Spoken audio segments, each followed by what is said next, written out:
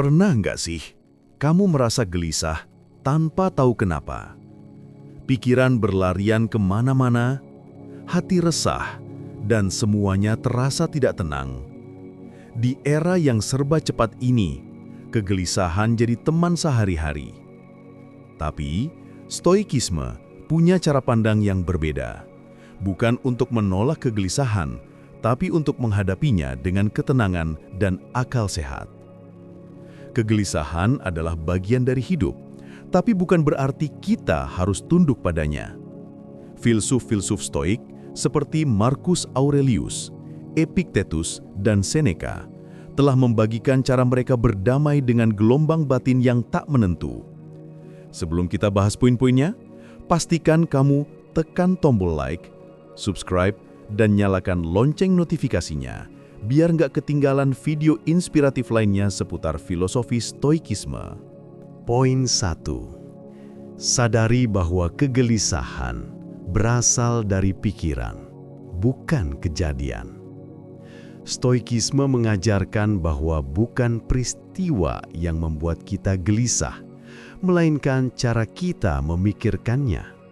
Seorang stoik tidak bereaksi berlebihan terhadap hal-hal eksternal, karena mereka tahu bahwa yang bisa dikendalikan hanyalah pikiran dan respon kita sendiri.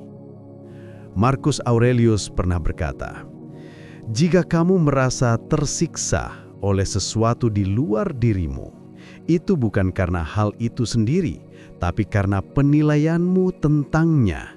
Dan kamu bisa mengubah penilaian itu." Dengan menyadari bahwa kegelisahan muncul dari interpretasi pribadi, kita mulai punya kuasa untuk mengelolanya. Kita berhenti menyalahkan dunia luar dan mulai mengarahkan perhatian ke dalam, ke cara kita berpikir. Poin 2. Fokus pada hal yang bisa kamu kendalikan.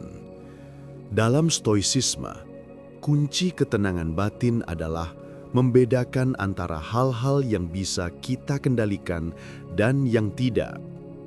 Kegelisahan sering muncul karena kita terlalu sibuk mengkhawatirkan hal-hal di luar kendali kita. Opini orang lain, masa depan, atau hasil dari suatu usaha. Epictetus berkata, "Kebebasan sejati adalah ketika kamu hanya peduli pada hal-hal yang berada dalam kekuasaanmu sendiri. Saat kamu mulai mengarahkan perhatian hanya pada tindakan, respon, dan pilihanmu sendiri, kamu akan merasa lebih tenang. Misalnya, kamu tak bisa mengontrol apakah orang lain menyukai dirimu, tapi kamu bisa mengontrol bagaimana kamu memperlakukan orang lain.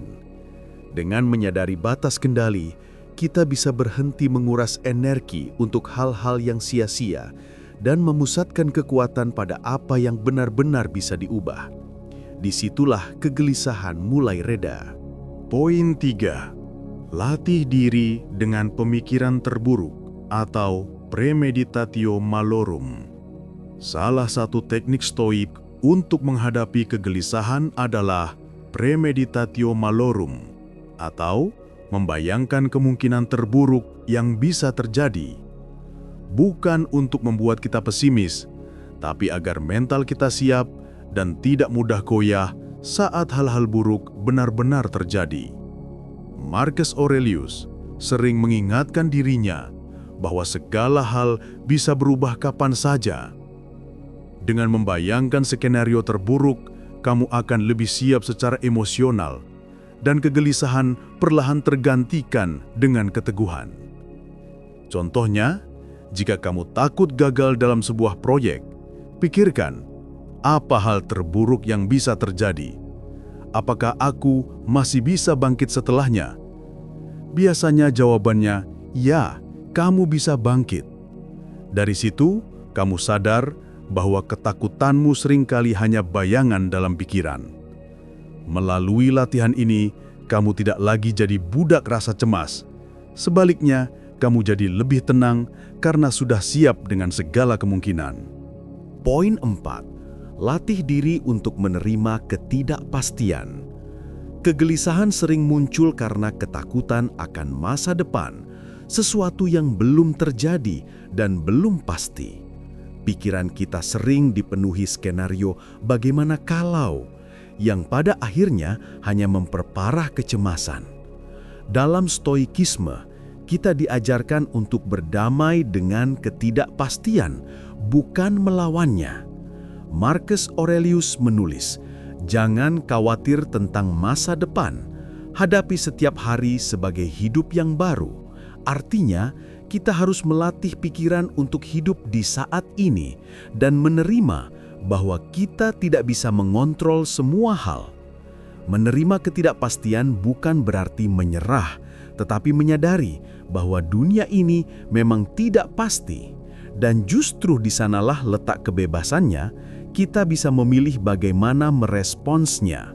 Semakin kamu menerima bahwa hidup penuh hal tak terduga, semakin kamu bisa menghadapinya dengan tenang. Poin 5. Gunakan jurnal sebagai alat refleksi. Salah satu praktek penting dalam stoikisme untuk menghadapi kegelisahan adalah menulis jurnal harian. Tokoh-tokoh seperti Marcus Aurelius menggunakan jurnal bukan untuk curhat semata, tapi untuk menguji pikirannya sendiri. Apa yang dia rasakan, kenapa dia merasakannya, dan apakah itu rasional. Dengan menulis, kita memisahkan diri dari emosi yang kacau dan melihatnya secara objektif.